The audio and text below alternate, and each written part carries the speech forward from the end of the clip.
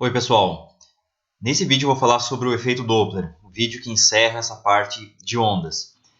A gente vai considerar uma fonte sonora emitindo som em movimento e um receptor ou observador também em movimento. E o que a gente vai encontrar é que a frequência recebida ou observada pelo receptor vai ser diferente da frequência emitida pela fonte. Esse fenômeno é o que a gente chama de efeito Doppler. Então vamos começar aqui com a seguinte situação. Eu vou chamar de F a fonte. Então no instante inicial está aqui a foto, eixo X. Vou considerar o caso simplificado em que fonte e receptor estão andando na mesma reta. Fonte F, receptor R. O F emite o som e o receptor vai ouvir. A velocidade do som aqui vai ser V, também estou considerando a simplificação que não há vento, então a velocidade V uniforme. E a fonte tem velocidade VF e o receptor tem velocidade VR.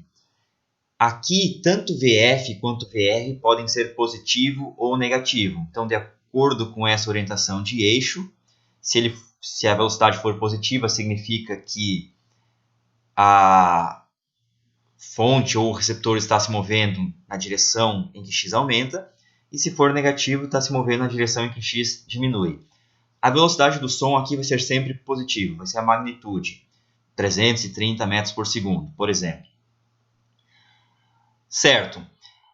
No instante inicial, nessa primeira foto, no instante inicial eu vou chamar de instante zero, a fonte começou a emitir a onda, então emitiu um pico de onda. Aqui está o pico. Está acabando de sair da fonte.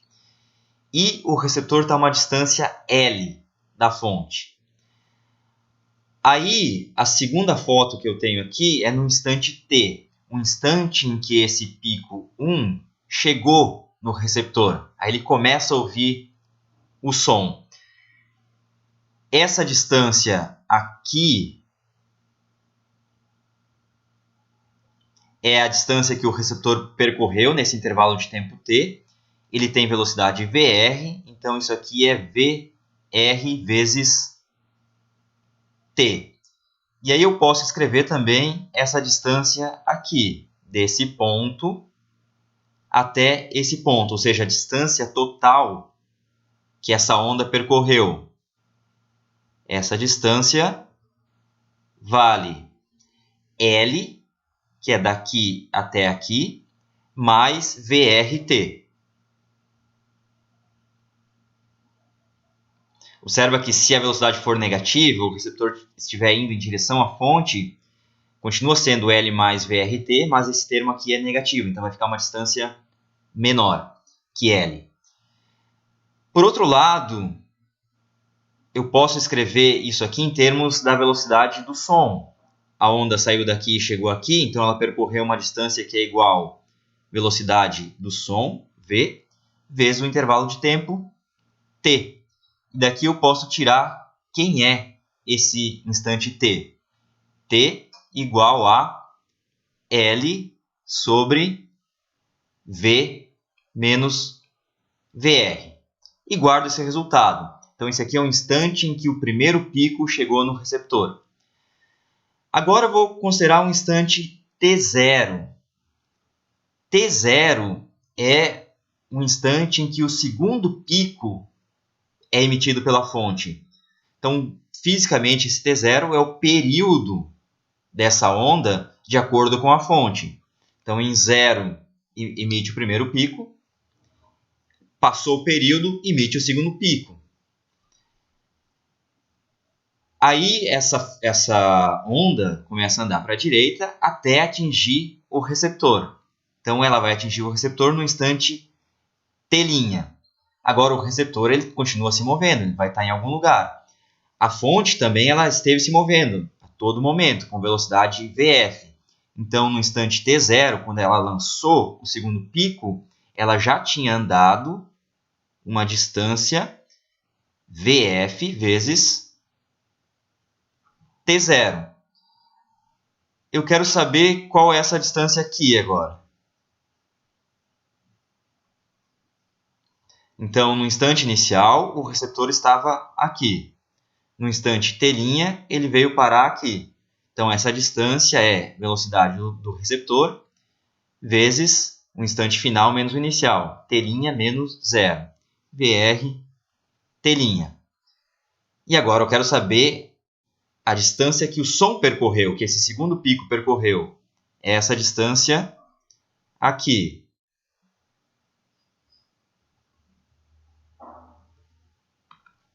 Daqui até aqui. Bom, quem é essa distância? É isso aqui menos isso. Então, L menos VF T0 vai me dar a distância daqui até aqui. L menos VF T0. Peguei isso aqui. Mais VR T'. Essa distância que o som percorreu. Em termos da velocidade do som, vai ser velocidade do som vezes o intervalo de tempo que ele andou daqui até aqui. Qual é esse intervalo de tempo? T final, que é T', menos T inicial, que é T0. E agora eu quero encontrar T', um instante de tempo em que o segundo pico chegou no receptor. Isolo T' dessa equação. A gente pode escrever assim: tudo que não tem T' do lado esquerdo, L menos VF T0 mais V T0 igual, do lado direito, T', vai sobrar V menos VR. E daqui eu tiro o T'. T' igual L sobre V menos VR, mais, aqui eu tenho V menos VF, dividido por V menos VR. Tudo isso vezes T0, período de acordo com a fonte. Agora eu vou pegar T' menos T. Quem é T' menos T? Observa. T' é o instante em que o segundo pico bateu no receptor. T é o instante em que o primeiro pico bateu no receptor. Portanto, T' menos T é o período da onda de acordo com o receptor.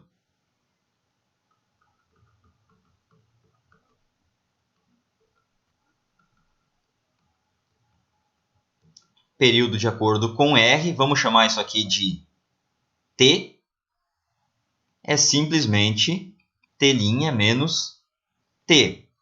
T' está aqui, o T está aqui, então este menos este, esse termo aqui cancela este e vai sobrar só esse termo aqui.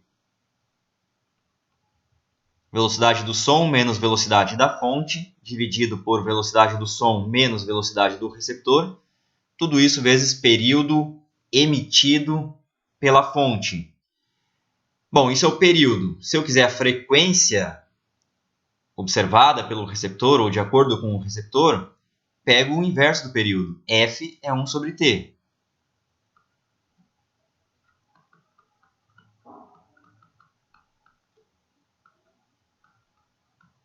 Então, frequência de acordo ou observada pelo receptor. 1 sobre período, ou seja, frequência igual. Vou inverter isso aqui. V menos VR sobre V menos VF. Vezes, a inverto o T0. 1 sobre T0 é a frequência emitida pela fonte, ou a frequência de acordo com a fonte, F0. E aqui a gente observa o fenômeno que eu mencionei no começo, né? A frequência observada pelo receptor, em geral, vai ser diferente da frequência emitida pela fonte. O fator entre elas é esse fator aqui, que depende da velocidade do som, da velocidade do receptor e da velocidade da fonte. Lembrando que aqui VR e VF podem ser positivo ou negativo, de acordo com essa minha orientação de eixos aqui. Posso ter o caso ainda em que um dos dois esteja parado, ou a fonte ou o receptor. Então esse VR e VF também podem ser nulos. Tá?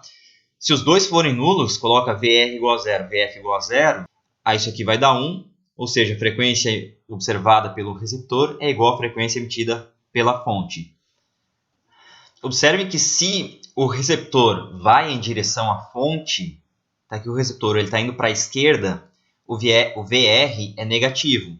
Aí esse numerador cresce. E, portanto, esse termo faz com que a frequência observada pelo receptor aumente. Se o receptor está indo na direção oposta à fonte, ele quer se afastar da fonte, o VR é positivo, aí esse termo aqui, o numerador, vai diminuir. Ou seja, esse termo contribui fazendo com que a frequência observada pelo receptor é menor que a frequência emitida pela fonte. Se a fonte anda na direção do receptor, o VF é positivo, então VF positivo aqui embaixo, esse termo aqui vai diminuir, esse denominador. Se ele diminui, a frequência observada pelo receptor vai aumentar, vai ser maior que a frequência emitida pela fonte. Se a fonte vai na direção oposta ao receptor, ela está indo para a esquerda, o VF é negativo, aí esse denominador vai aumentar e esse termo aqui vai diminuir, ou seja, a frequência observada pelo receptor é menor que a frequência emitida pela fonte. Coloque no YouTube efeito Doppler, vai aparecer zilhões de vídeos em que você consegue ouvir o áudio desse efeito. É aquele efeito que você ouve, por exemplo, em um carro de Fórmula 1. Quando a câmera está na frente, está lá na pista, na frente do carro, e o carro está se aproximando em direção à câmera, você ouve uma frequência que vai aumentando, o som está ficando cada vez mais agudo. E aí o carro passa da câmera, ou do microfone, né, que tem na câmera, o carro passa, ele começa a se afastar, aí você ouve uma frequência que vai diminuindo, o som está ficando mais grave. Esse é o efeito Doppler. Vamos fazer um exemplo aqui. Nosso exemplo, um carro A com 35 metros por segundo, velocidade dele, para a direita, e um carro B parado, à direita de A. O carro A emite um som, tocou a buzina, 9.000 Hz. Qual a frequência observada por A do som que veio refletido de B? Então esse som vai viajar até B, vai bater em B, vai ser refletido, vai voltar para A. Qual a velocidade, qual a frequência observada por A? Velocidade do som, 350 metros por segundo. Tenho essa configuração aqui. Esse é o eixo X. Orientamos para a direita para poder usar as fórmulas que a gente tinha aqui.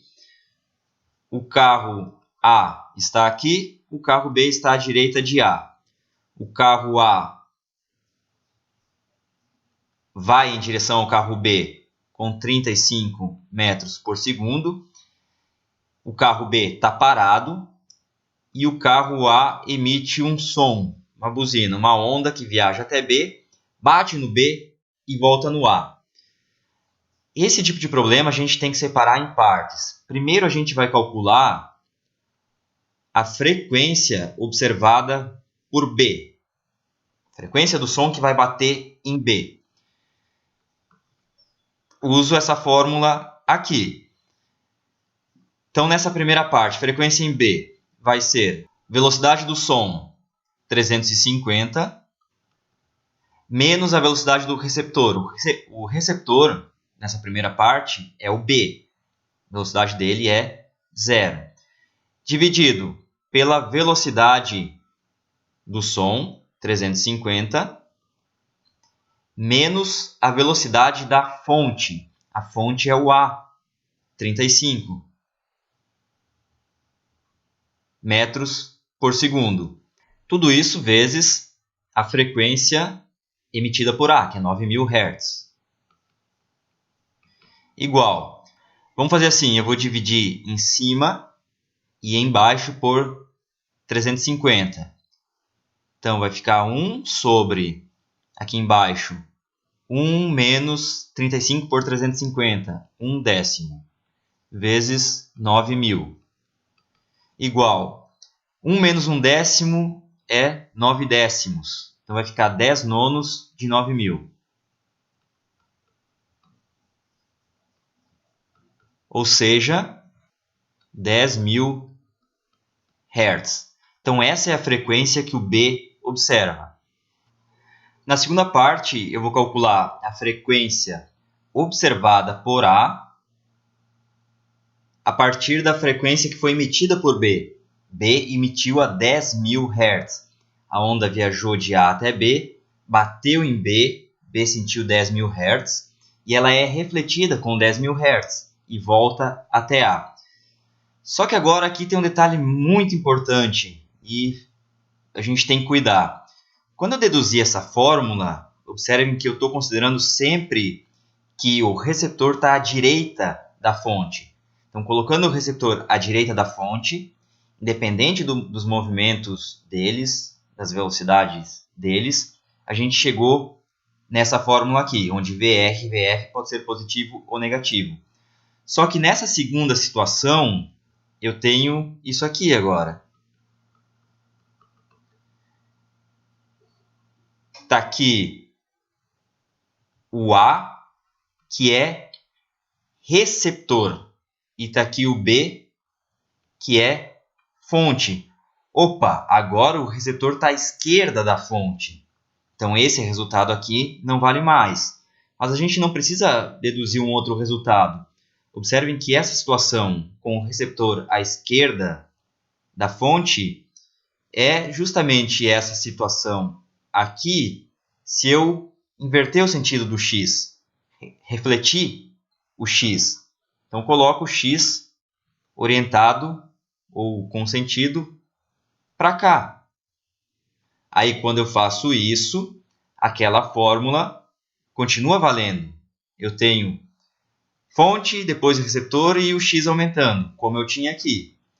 Fonte, depois o receptor e o x aumentando, certo? Fiz isso, só que aqui a situação física não pode mudar. Eu inverti o eixo de coordenadas, mas a física continua a mesma. O A continua tendo velocidade de 35 metros por segundo para essa direção, na direção x negativo. O VR, o V do receptor agora vai ser menos 35 metros por segundo. E a velocidade da fonte vai ser zero. Eu vou pegar essa fórmula aqui. Frequência observada por B igual velocidade do som, 350, menos velocidade do receptor, que é o A. Então, menos, e aí a velocidade do receptor nesse sistema de coordenadas é menos 35. E divido por velocidade do som menos velocidade da fonte. Então, só sobrou a velocidade do som, 350. Vezes a frequência que foi emitida pela fonte, que são os 10.000 Hz. Isso vai me dar, como eu fiz antes, vou dividir em cima e embaixo por 350. 1 mais 1 décimo sobre 1 vezes 10.000. Vai dar 11 décimos de 10.000. Isso é 11.000 Hz. Então essa é a frequência recebida por A após a reflexão. Ficou com um pouco de dúvida se tem que inverter o eixo, não tem que inverter o eixo, com sinal de mais ou sinal de menos. Sempre pensem no que está acontecendo fisicamente.